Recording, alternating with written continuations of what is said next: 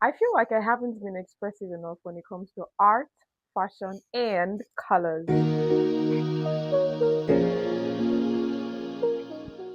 I have always been this person, but somewhere along the line, I became more focused on creating for other people than creating for myself. There's this lady on Instagram, her name is Alero Buttercup. You need to see Madam Alero.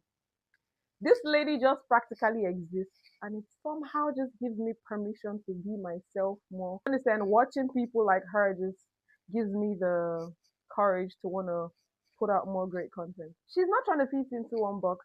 She's just living life beautifully and documenting it. Then earlier this week, I met with a friend that I originally met online. The first thing that caught my attention about him was his fashion sense. This guy not just saying, see, if the rainbow had more colors, left over, this guy will rock every single color.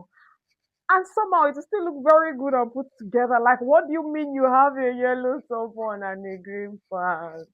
Hanging around people like that somehow reminds me that I have always loved colors too. I have never been afraid of both colors.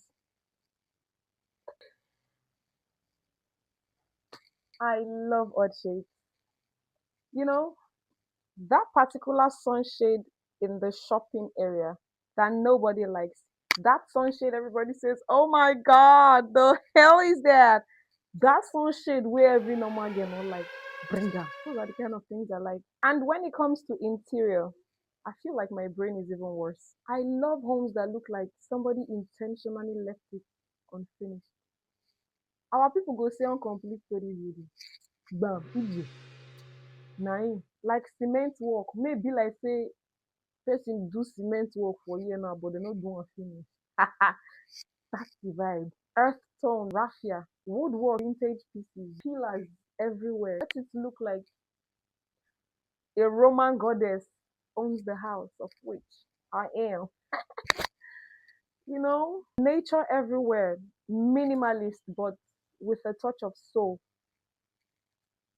Are you are you liking it? I even changed my floor recently, but it still doesn't feel like me.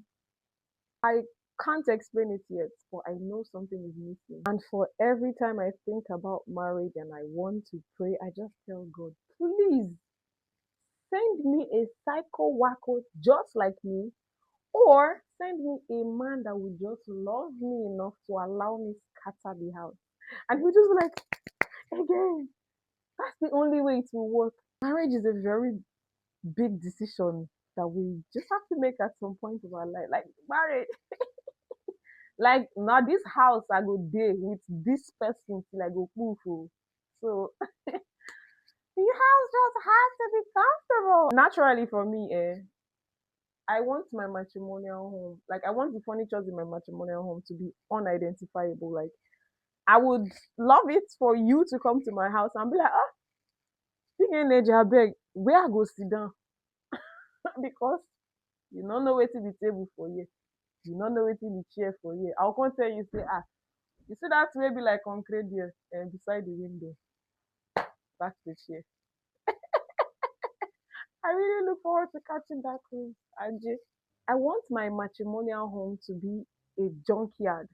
Like I just go out and see cute stuff.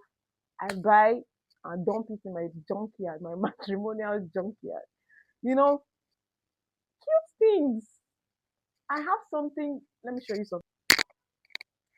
I've been waiting with this. Let me see.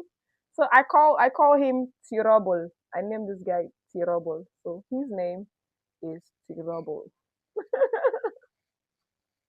You see how excited I am about Tirobol. Maybe this is me just giving myself the permission to be more expressive, to wear more colors, to design more, to create more, to live more, to stop hiding the parts of me that has always been there. This is the beginning of that colorful journey.